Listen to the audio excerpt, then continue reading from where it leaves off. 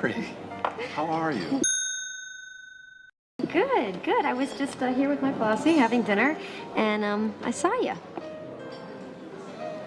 Oh, Carrie, this is Julia Woods. Julia, Carrie Bradshaw. Nice to meet you. Can I talk to you for a second? There, stranger. Melissa, this is Carrie Bradshaw. Hi, love your column, never miss it. Oh, wow, thanks. I've been trying to call you. Yeah, you know... Still have my passport. She's a friend I once traveled with. Listen.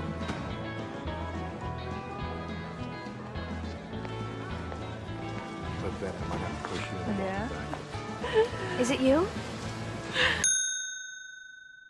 Hey, what are you doing here? So in today's video, we are talking about the dangers of not being your man's type. And we are going to be using Carrie and Mr. Big as our reference. Now, if you have watched Sex and the City, you may not have picked up on the fact that the writers and the creators of this show have given us many hints that Carrie is not his type. And I believe this is one of the main reasons he was never going to take her seriously. There's a complete difference between not looking like his exes and actually not being his actual type. So, for example, if a guy is dating, he's into dating exotic women, they can all come in different shapes and sizes. Yeah, different ethnicities. That doesn't mean he likes one look, but it does mean he likes a certain archetype. Yeah. And then, but if he likes straight up blondes, blue eyes, and you're a whole brunette, dark eyes, most likely you have to be a little concerned. He may not take you seriously. Now, Mr. Big had a type. As you guys could see, he likes a poised, classy, clean-cut brunette, and he loves him a boa. Carrie, she has that like where the wild things are type of hair. Like it's just like wild. And I feel like Carrie has an unconventional beauty, in my opinion. And the women he has have a very specific look to them. They almost all look like twins, kind of. Like they all look very similar to each other. And honestly, it's not brought up often, but Big's ex-wife was brought up like one time in the series, and she looks like all the women he hits on throughout the show. So it begs the question, was it obvious from the beginning that Carrie was never going to be someone he could give his all to, and show true love to? Because when a man feels like he's settling in his romantic life, even if he marries you, he's not going to give his all to you, because he's like, I already settled, like, girl, like, I already did my big one by settling with you. Be grateful, like. Disgusting. Like, they will settle. And even if they know, like, she's not my dream girl, whatever, but you'll just see that there are certain aspects of your marriage that he probably could do a lot better with someone who was his dream girl. And you just wouldn't know, which is crazy. And honestly, I think one of the early signs, and I think this was in season 1, was when Big did not want to make Carrie meet his mother. Now, what's really interesting about this, aside from the fact that Carrie's a psychopath and goes and shows up at church where he said he was taking his mom to church, and Carrie shows up to the church because she's a stalker. Like, it's giving stalker. I was very uncomfortable. And in the moment where she dropped the Bible and made everyone in the church look up at her, we saw the mother, and the woman that is with Big is a very clean-cut, classy woman. Super, like, she looks like old money. Mm-hmm.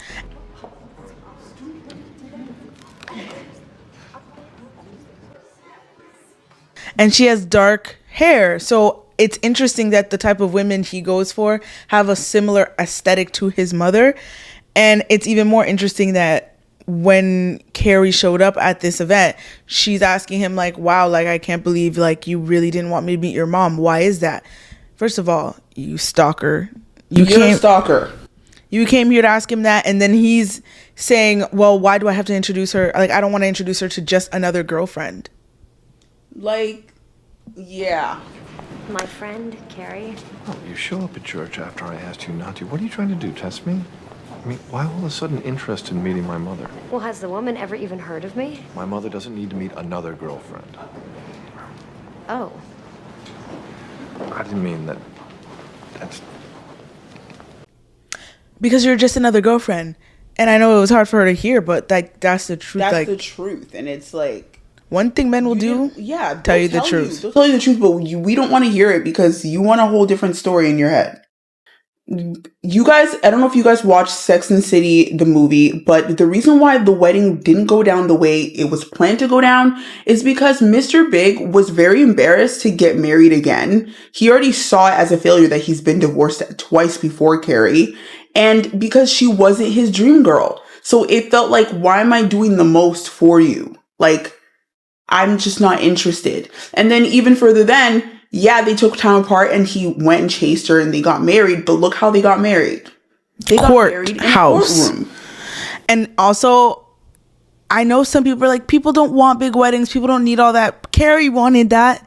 The fuck? Yeah. Carrie wanted that. She did the whole thing, the whole shoot for a magazine, and then didn't get that. Not only did they have a courthouse wedding, she didn't wear a dress. She was wearing a blazer. And then to top it off, they went to a random restaurant that was like going to the old country buffet. It was like, yeah, it looked very dinerish. Everyone was there. It was like families were there. And it's like, I don't know. They tried to like romanticize it in the film. And I was like, baby, he wanted bare minimum. Like, he wasn't trying to do the most. Like, do you think anyone he knows is in that restaurant? No one's going to see that. No, exactly. It was all low-key. Also, another thing about the movies is that the theory continues about Carrie not being Big's type. Now, ladies, you really need to pay attention to these things because in the movie, a party that Big didn't even want to go to, he's in the corner smitten talking to Penelope Cruz, who's another dark-featured, brunette, shortcut woman, established, has a job. He's so chipper talking to her. So, like, when she came up to them to like see what's going down, he didn't say, oh my god, this is my wife Carrie. Like, he didn't say anything, and she basically, he introduced the girl to her, which is to me very weird. Like, why wouldn't you say, hey, this is my wife, and then he says, oh, like, you know, what her job occupation is, etc. And then it was just like, you see, she was making energy of like, oh, I want to, like, we're leaving now. Big Mr. Big looked very disappointed he had to leave. Yeah, I know, but we're out tonight. He could at least slap on a smile and try to have a good time. He seems to be having a good time now.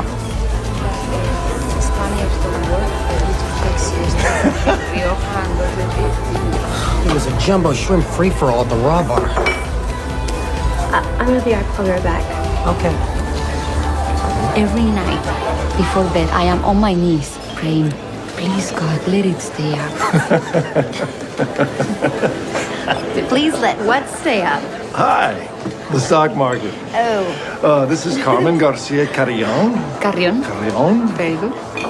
She's the senior vice president of the Bank of Madrid. Hi. Hi. This is Carrie Preston. Hi. Oh, Carrie Preston. Nice to meet you. Your husband is very charming. Isn't he? So, you were right about the catered food and the shoving. Oh. So I'm ready to go whenever you are. Oh, Well, nice to meet you both. Nice to meet you. I'll try to keep it up for you.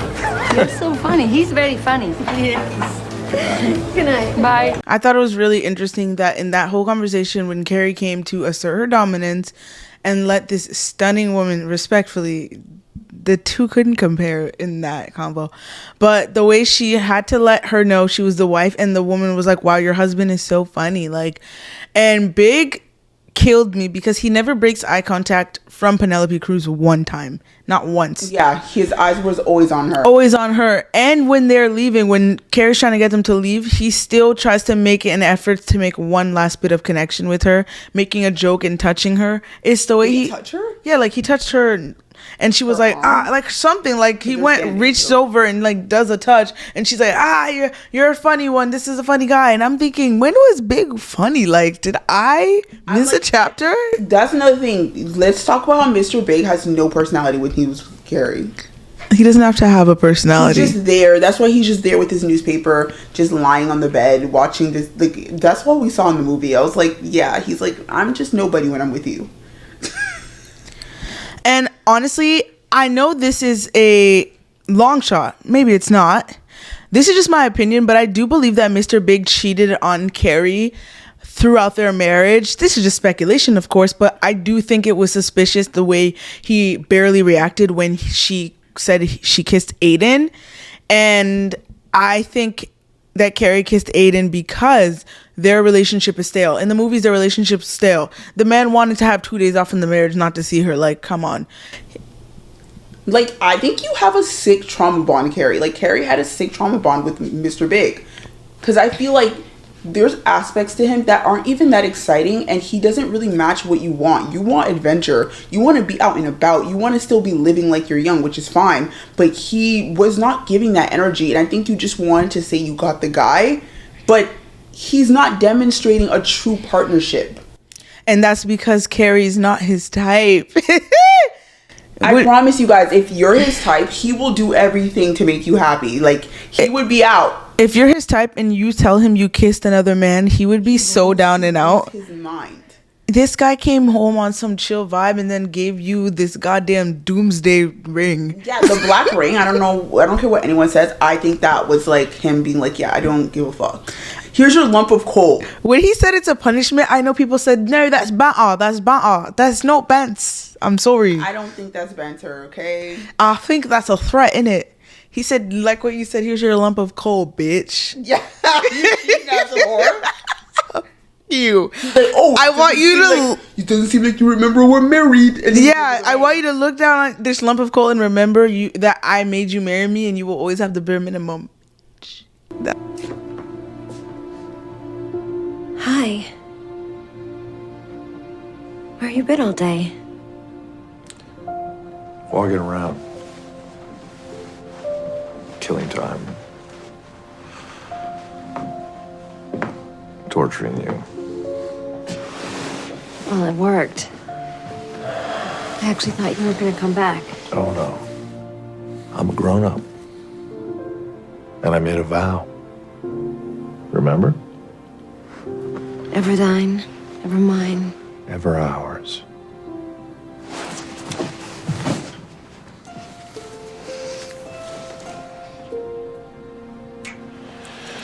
Just so you know, that really tore me up. I'm sorry. You know, it seems to me that you're a bit of a rookie when it comes to this whole marriage idea. And maybe in light of what happened, until you get a better understanding of what this is all about, you need a little reminder. This is your punishment. You have to wear this every day so that you remember you're married. Gladly. That's what he said. That sounds like, yeah, okay. And I'd like, think about how when she mentioned how, I think when she talked about at the party, like, oh, like couples do different things. He's like, oh my God, I have a loophole. Yeah, in the first movie, all she said was, yeah, some couples have like different rules. And like, he said, okay, so we gonna be that couple, period. And the rule you want is to see her less. You're like, oh my God, you can't make like, this up. Crib that, like, you know, I can get another place, like, you know, and like. I need you guys to know something. There's women who are in relationships where their husband, they've been with them for years, and that man is obsessed with them, adores them, worships, loves them, because you are everything they desire. And we do these videos to remind you guys that you can have that, but you're choosing to be with some dirty ass dust bucket, bare minimum, a bastard. and we are disgusted with that. I'm disgusted that you're choosing that when you could have more. I'm disgusted. I don't care. Because y'all love to be like, oh, well, like, not every guy's gonna be like, listen. Like, no. You're probably wondering why any of this matters when he married Carrie. She got the guy. Who cares if he likes brunettes and was marrying all of them? He got with Carrie in the end. Guys, this is the issue. You guys will be in marriages that are unfulfilled and you don't know why. And it's because men are psychotic. And when they're with you and you're someone they settled with, they're gonna kind of like torture you in a way by not giving you full love forever. Yeah, they're like, yeah, fuck you, bitch, you're not my dream girl. That's literally them. And they'll find any way to make you like suffer. So feel good about themselves. Yeah, and we're gonna tell you some of those reasons. So people tend to associate feelings of love and comfort with things that feel familiar. And this is psychological conditioning, especially when it comes to men. So when they have a mental image of his ideal type, he will feel a stronger connection. So what do you think will happen if you're not his ideal type? He's obviously gonna feel like it's not warm here. I don't feel safe, not 100%. Things are still shaky. Like, that's what they're always gonna keep feeling with you. They're gonna look over at you like, I would feel that. People don't understand this. Men are hardwired to be stimulated by visual and physical visual appearance. Pictures. So if they have a certain vision, you need to match that vision that they visually see in order for them to give you all of them, or you're gonna end up in some bullshit. And that is just it. Another thing you need to be mindful of is cognitive dissonance when it comes to these men. So cognitive dissonance is a psychological state of discomfort that occurs when a person's beliefs, values, or actions are inconsistent. So if I consistently like a certain type of man, I like tall guys, finance, 6'5", blue eyes. Let's say that's my type.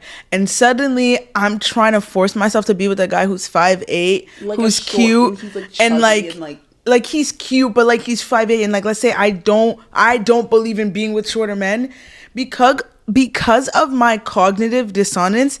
It is literally like, even if I'm with you and I'm in it physically, it's like there's a glitch in the system, and I will not be able to give you all of me.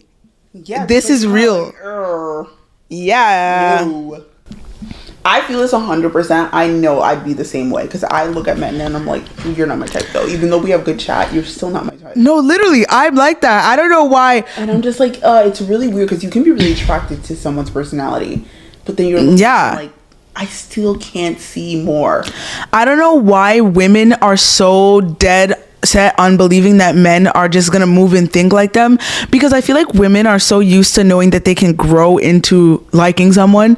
Like, women are able to grow into thinking someone's attractive that they didn't like before, so they're confused as to why that's like not happening in the other way around. And we're here to tell you, because men are different. Like, men are different biologically. And you need to understand the mechanisms of a man.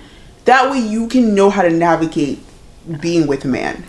Exactly. So we wanted to use Carrie and Mr. Big today as an example, because their relationship trajectory showcases what happens a lot of times with men like Mr. Big, the seemingly well-off guy who settled, chooses you, marries you, but gives you bare minimum for your entire life.